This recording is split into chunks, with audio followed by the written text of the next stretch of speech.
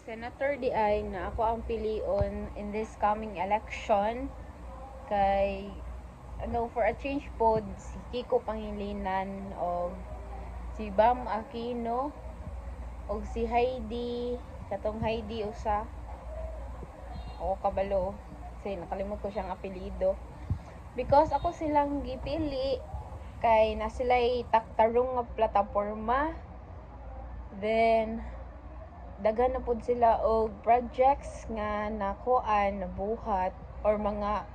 law ba na law nga na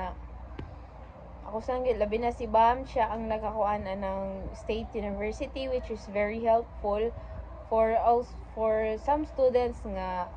ganan mo eskwela pero walay di ka afford bayad sa tuition at least kung sa mga state university kay kuan kanang molesen ang bayaran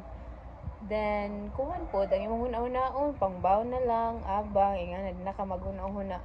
sa tuition then si Kiko Pangilinan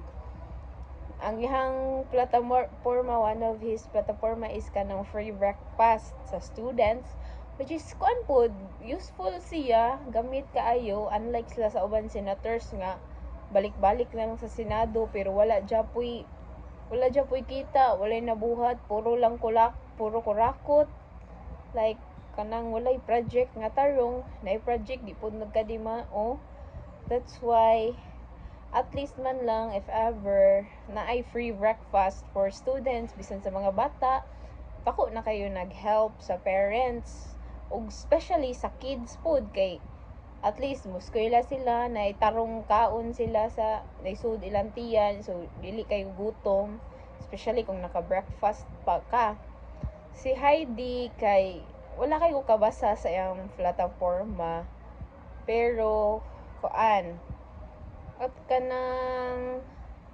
mag-vote straight ko nila because napud to siya kuan sa about sa dogs like as an animal lover I have 2 dogs here. It's very important to have someone in Senates nga nagapake sa mga animals like that such as cats, dogs, or any other animals kay deserve man nila tanan ko anon. And also, I think sa pumaylain dili ako silang gikuan kay feel ako dili kay sila kurakot ingana then murag nagid sila mabuhat nga project ay para ni Kiko siya daw nakakuana ng kanang maternity nga mga benefits mga ingana so kuan mora to